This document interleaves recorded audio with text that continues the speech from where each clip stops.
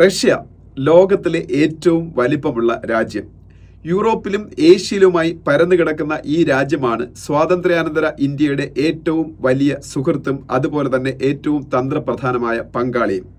അതുകൊണ്ട് തന്നെ റഷ്യയിൽ നടക്കുന്ന എല്ലാ സംഭവ വികാസങ്ങളും മാറ്റങ്ങളും ഇന്ത്യക്ക് സ്വന്തം രാജ്യത്തിലേതുപോലെ പ്രധാനമാണ്.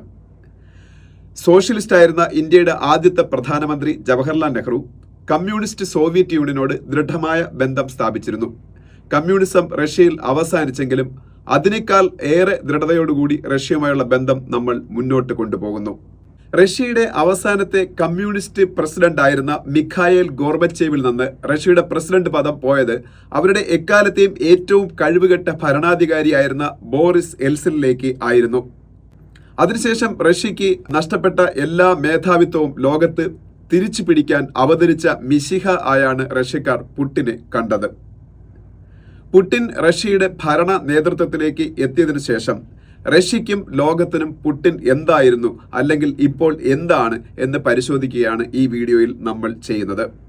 ഞാൻ ബിജു നായർ. എൻ്റെ ഒരു പുതിയ വീഡിയോയിലേക്ക് എല്ലാവർക്കും സ്വാഗതം. സോവിയറ്റ് യൂണിയന്റെ അതിശക്തമായ രഹസ്യാന്വേഷണ സംഘടനയായിരുന്ന KGBയുടെ ഉന്നത ഉദ്യോഗസ്ഥനായിരുന്ന വ്ളാഡിമിർ പുടിൻ കിഴക്കൻ ജർമ്മനിയിലാണ് ജോലി ചെയ്തിരുന്നത്. ബെർലിൻ വാൾ ഇല്ലാതാക്കി അല്ലെങ്കിൽ ബെർലിൻ മതിൽ പൊളിച്ച് ജർമ്മനികൾ ഒന്നായപ്പോൾ തിരിച്ച് പുടിൻ റഷ്യയിലേക്ക് എത്തി. അദ്ദേഹം പിന്നീട് രാഷ്ട്രീയത്തിലേക്ക് ഇറങ്ങുകയാണ്. രാഷ്ട്രീയത്തിൽ ഇറങ്ങിയ പുടിൻ ആദ്യം സെന്റ് പീറ്റേഴ്സ്ബർഗിന്റെ ഡെപ്യൂട്ടി മേയർ സ്ഥാനത്തേക്കാണ് വരുന്നത്. വളരെ വേഗം കഴിവ് തെളിയിച്ച് വളർച്ചയുടെ പടവുകൾ ചവിട്ടിക്കയറിയ അദ്ദേഹം റഷ്യൻ പ്രസിഡന്റ് ബോറിസ് എൽസിന്റെ അടുത്ത് എത്തുന്നു. അദ്ദേഹത്തിന്റെ കഴിവ് മനസ്സിലാക്കിയ ബോറിസ് എൽസിൻ പുടിനെ വളരെ പെട്ടെന്ന് തന്നെ പ്രധാനമന്ത്രി പദത്തിലേക്ക് ഉയർത്തുന്നു.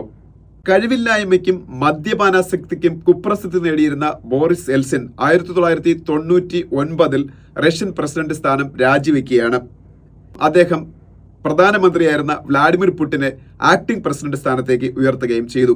അതിനുശേഷം 2000 നടന്ന പ്രസിഡന്റ് തിരഞ്ഞെടുപ്പിൽ വ്ളാഡിമിർ പുടിൻ വൻ ഭൂരിപക്ഷത്തോടെ റഷ്യയിൽ പ്രസിഡന്റ് സ്ഥാനത്തേക്ക് വരികയാണ്.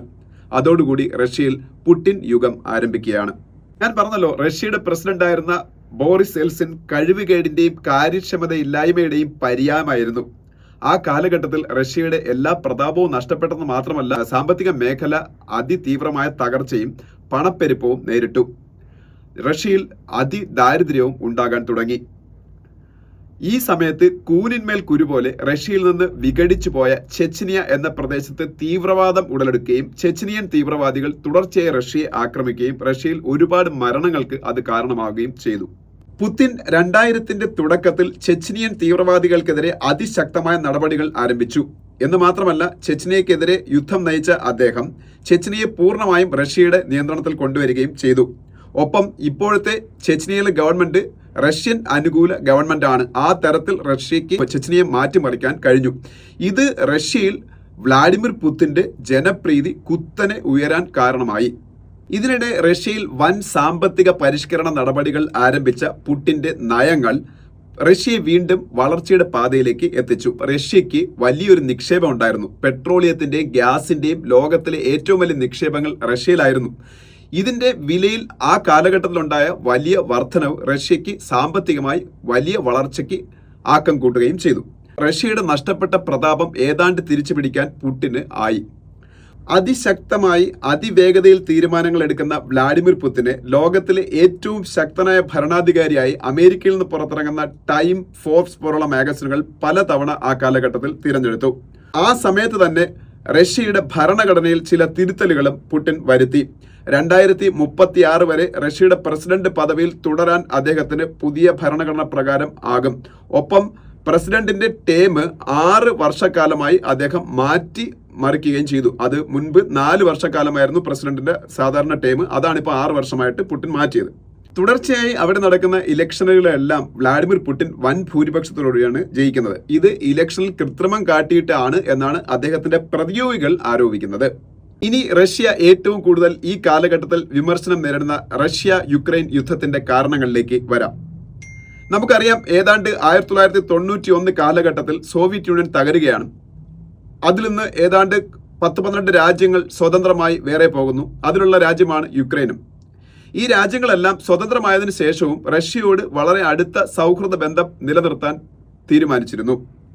യുക്രൈനും ആദ്യകാലങ്ങളിൽ അങ്ങനെ തന്നെ ആയിരുന്നു. റഷ്യയിൽ നിന്ന് വിഘടിച്ചു പോയ കിഴക്കൻ യൂറോപ്യൻ രാജ്യങ്ങളെ ഒന്നും അമേരിക്കയുടെ സൈനിക സഖ്യമായ നാറ്റോയിലേക്ക് എടുക്കരുതെന്ന് റഷ്യ പ്രത്യേക നിഷ്കർഷ വച്ചിരുന്നു.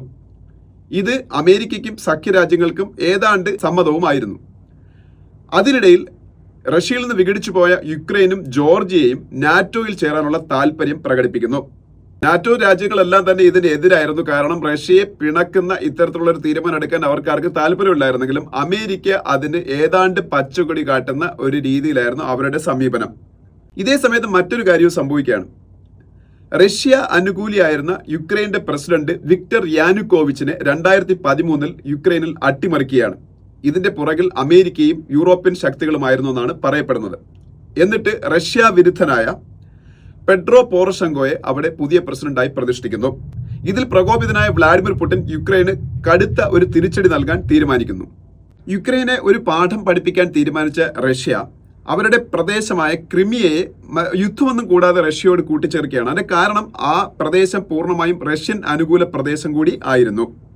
എന്നാൽ ഈ സംഭവത്തോടു കൂടി റഷ്യ പാശ്ചാത്യ ലോകത്ത് ഒറ്റപ്പെടുകയാണ്. അതുവരെ ലോകത്തിലെ ഏറ്റവും ശക്തിമത്തായ രാജ്യങ്ങളുടെ കൂട്ടായ്മയായിരുന്ന G8 നിന്ന് റഷ്യയെ പുറത്താക്കുകയാണ്. അതിനുശേഷം അത് അറിയപ്പെടുന്ന G7 എന്നാണ്. പാശ്ചാത്യ രാജ്യങ്ങളെല്ലാം ചേർന്ന് റഷ്യക്കെതിരെ അതിശക്തമായ ഉപരോധങ്ങൾ ഏർപ്പെടുത്തുകയും ചെയ്തു. ഇത്തരത്തിൽ കലുഷിതമായ റഷ്യ യുക്രൈൻ ബന്ധമാണ് 2022 റഷ്യ യുക്രൈൻ യുദ്ധത്തിലേക്ക് എത്തിയത്. യുദ്ധം ഇതുവരെയ്ക്കും അവസാനിച്ചിട്ടില്ലെങ്കിലും അവസാന റിപ്പോർട്ടുകൾ വരുമ്പോൾ റഷ്യ യുക്രൈനെതിരെ വലിയ വിജയങ്ങൾ നേടിക്കൊണ്ടിരിക്കുന്നതാണ് നമുക്ക് അറിയാൻ കഴിയുന്നത്. എന്നാലും റഷ്യയോട് അതിർത്തി പങ്കിടുന്ന ഫിൻലാൻഡ് എന്ന് പറയുന്ന രാജ്യം 2023 നാറ്റോയിൽ അംഗമായത് റഷ്യക്ക് വലിയൊരു തിരിച്ചടിയായി. അതോടൊപ്പം റഷ്യയുടെ തന്നെ ഏതാണ്ട് അടുത്ത് കിടക്കുന്ന സ്വീഡൻ എന്ന് പറയുന്ന രാജ്യവും ഈ വർഷം നാറ്റോയിൽ അംഗത്വം എടുക്കും എന്നും ഉറപ്പായി കഴിഞ്ഞു. ഇനി പുടിന്റെ കാലത്ത് റഷ്യ ആഗോളതലത്തിലെ ചില പ്രശ്നങ്ങൾ നടത്തിയ ഇടപെടലുകൾ ലോകത്തിന് ഗുണകരമായിട്ടുണ്ട് എന്നുള്ള കാര്യം റഷ്യക്ക് അനുകൂലമായി ചിന്തിക്കുന്ന ഇന്ത്യയിലെ മാധ്യമങ്ങൾ പോലും പലപ്പോഴും വിസ്മരിക്കാറുണ്ട്. അതിൽ ഒരു പ്രശ്നം സിറിയൻ പ്രശ്നമാണ്. സിറിയയിൽ ബഷർ അൽ അസാദിനെ പുറത്താക്കാൻ വേണ്ടി അവിടുത്തെ വിമതർ നടത്തിയ ശ്രമങ്ങളെക്കുറിച്ചാണ് ഞാനിനി പറയാൻ പോകുന്നത്. ഏതാണ്ട് ഇതേ കാലഘട്ടത്തിൽ ലിബിയയിൽ ദശകങ്ങളോളം ഭരിച്ചിരുന്ന ഗദ്ദാഫി എന്ന് പറയുന്ന ലീഡറിനെ അവിടുത്തെ വിമതർ പുറത്താക്കുകയും പിന്നീട് അദ്ദേഹത്തെ വധിക്കുകയുമാണ്. ഇതിൽ നിന്ന് പ്രചോദനം ഉൾക്കൊണ്ട് സിറിയയിലും ബഷർ അൽ അസാദ് എന്ന അവിടുത്തെ പ്രസിഡന്റിന്റെ ഭരണത്തിന് എതിരായി വിമതർ പ്രശ്നങ്ങൾ ആരംഭിച്ചു. അമേരിക്കയുടെയും മറ്റ് യൂറോപ്യൻ രാജ്യങ്ങളുടെയും പിന്തുണയുണ്ടായിരുന്ന അവിടുത്തെ വിമതർ അസാദിന്റെ ഭരണത്തിന് കീഴിലുള്ള പ്രദേശങ്ങൾ ഓരോന്നോരോന്നായി പിടിച്ചടക്കാൻ തുടങ്ങി. അവസാനം അസാദിന്റെ ജീവൻ വരെ നഷ്ടപ്പെട്ടേക്കും എന്ന ഒരു ഘട്ടം വന്നു. ഈ ഘട്ടത്തിൽ സിറിയയിൽ പുടിൻ ഇടപെടൽ നടത്തുകയാണ്. സിറിയൻ സൈന്യത്തോടൊപ്പം പുടിന്റെ റഷ്യൻ സൈന്യം അവിടെ ആക്രമണം ആരംഭിക്കുകയും വിമതർ പിടിച്ചെടുത്ത ഓരോരോ പ്രദേശങ്ങളായി തിരിച്ചു പിടിക്കുകയും ചെയ്തു. ഇത് സിറിയയിൽ ഭരണസ്ഥിരത കൊണ്ടുവരികയും ബഷർ അൽ അസാദിനെ തിരിച്ച് വീണ്ടും ശക്തനായ ഒരു ഭരണാധികാരിയാക്കി മാറ്റുകയും ചെയ്തു. ഇതുവഴി അസാദിന് സ്വന്തം ജീവനും തിരിച്ചു കിട്ടി എന്നുള്ളതാണ് സത്യം. കാശ്മീർ പ്രശ്നം ഉൾപ്പെടെ ഇന്ത്യക്ക് അനുകൂലമായി എല്ലാ കാര്യങ്ങളിലും എല്ലാ കാലത്തും ചിന്തിക്കുകയും പ്രവർത്തിക്കുകയും ചെയ്ത മുസ്ലിം ലോകത്തിലെ അപൂർവം ഭരണാധികാരികളിൽ ഒരാളാണ് സിറിയയുടെ പ്രസിഡന്റ് ബഷർ അൽ അസാദ് എന്നുള്ള കാര്യവും നമ്മൾ ഇവിടെ ഓർക്കേണ്ടതാണ്. ഇനി ഇറാന് വേണ്ടി റഷ്യ നടത്തിയ ഇടപെടലുകൾ 2010-15 കാലഘട്ടത്തിൽ ഇറാനും അമേരിക്കയും തമ്മിലുള്ള ബന്ധം വളരെ വഷളായി. അത് ഇറാന്റെ ആണവ പദ്ധതികളുടെ പേരിലായിരുന്നു. ഈ പേരിൽ ഇറാനെ ആക്രമിക്കാനുള്ള പദ്ധതി അമേരിക്കയ്ക്ക് ഉണ്ടായിരുന്നു. അന്ന് G20 പോലുള്ള ഫോറങ്ങൾ ഉപയോഗപ്പെടുത്തി അമേരിക്കയുടെ പദ്ധതിയെ അതിശക്തമായി റഷ്യ എതിർക്കുകയും ആ യുദ്ധം ഒഴിവാക്കുകയും ചെയ്തു. അങ്ങനെ അമേരിക്കയുടെ നേതൃത്വത്തിൽ ലോകത്ത് നടക്കേണ്ട ഒരു യുദ്ധം ഒഴിവാക്കിയതും ഇറാനെ സംരക്ഷിച്ചെടുത്തതും അന്ന് പുടിനായിരുന്നു. ഇപ്പോൾ റഷ്യ, ചൈന, ഇറാൻ എന്ന ഒരു അച്ചുതണ്ട് തന്നെ ലോകത്ത് രൂപപ്പെട്ടിട്ടുണ്ട്. എന്നിരുന്നാലും ഇന്ത്യയുടെ കൂടെ വലിയ ഒരു സൗഹൃദം പുലർത്തുന്ന രാജ്യമാണ് ഇറാൻ. ഇറാനിലെ ചബഹാർ പോർട്ട് പോലുള്ള തന്ത്രപ്രധാനമായ തുറമുഖങ്ങൾ നിർമ്മിക്കുന്നത് പോലും ഇന്ത്യയാണ്. ഇതൊക്കെ പരിഗണിക്കുമ്പോൾ എങ്ങനെയാണ് പുടിനെ ഒരു പ്രതിനായകനായി മാത്രം നമുക്ക് കാണാൻ കഴിയുന്നത്? പാശ്ചാത്യ മാധ്യമങ്ങൾ അദ്ദേഹത്തിന് നൽകുന്ന ഒരു പരിവേഷമാണ് ഇത്തരത്തിലുള്ള ഒരു പ്രതിനായക വേഷം. ഇറാൻ പ്രശ്നത്തിൽ അദ്ദേഹം ഒരു യുദ്ധം ഒഴിവാക്കി. സിറിയയിൽ ഭരണസ്ഥിരത കൊണ്ടുവന്ന് ബഷർ അൽ അസാദിന്റെ ജീവൻ ഉൾപ്പെടെ അദ്ദേഹം ഉറപ്പാക്കി. അതുപോലെ യുക്രൈൻ യുദ്ധത്തിലും അദ്ദേഹത്തിനും റഷ്യയ്ക്കും അവരുടേതായ ശരിയുണ്ടായിരുന്നെന്ന് ഞാൻ പറഞ്ഞ കാര്യങ്ങളിൽ നിന്ന് നിങ്ങൾക്ക് വ്യക്തമായി കാണും. അപ്പം തീർത്തും പുടിൻ ഒരു പ്രതിനായകനല്ല. ഒരേ സമയം നായകനും പ്രതിനായകനുമാണ് പുടിൻ എന്ന് നമുക്ക് പറയേണ്ടി വരും. എന്തുകൊണ്ടാണ് അദ്ദേഹത്തിനെ പ്രതിനായകൻ എന്ന് വിളിക്കുന്നതെന്ന് നമുക്ക് നോക്കാം. അദ്ദേഹത്തിന്റെ പ്രതിയോഗികളായിട്ടുള്ള രാഷ്ട്രീയക്കാരോടും പത്രക്കാരോടും മറ്റ് വിമർശകരോടും ഒക്കെ അദ്ദേഹം സ്വീകരിക്കുന്ന സമീപനമാണ് അത്തരത്തിലുള്ള ഒരു വിളിപ്പേരിന് കാരണം. ഏറ്റവും ഒടുവിലത്തെ ഉദാഹരണം അവിടുത്തെ ഏറ്റവും ജനപിന്തുണ ഉണ്ടായിരുന്ന പ്രതിപക്ഷ നേതാവ് അലക്സി നവൽനി തന്നെയാണ്. അലക്സി നവൽനി കഴിഞ്ഞ ആഴ്ച റഷ്യൻ ജയിലിൽ മരണപ്പെടുകയാണ്.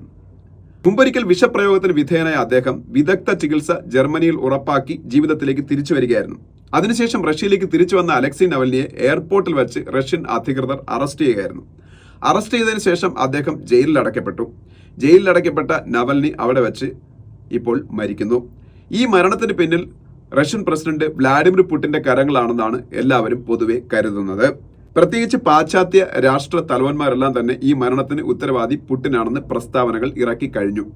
ഇനി അടുത്തതായി ഞാൻ പറയാൻ പോകുന്നത് റഷ്യൻ കൂലിപ്പട്ടാളമായ വാഗ്നർ ഗ്രൂപ്പിന്റെ സ്ഥാപകൻ യെവ്ജനി പ്രിഗോഷിനെ കുറിച്ചാണ്.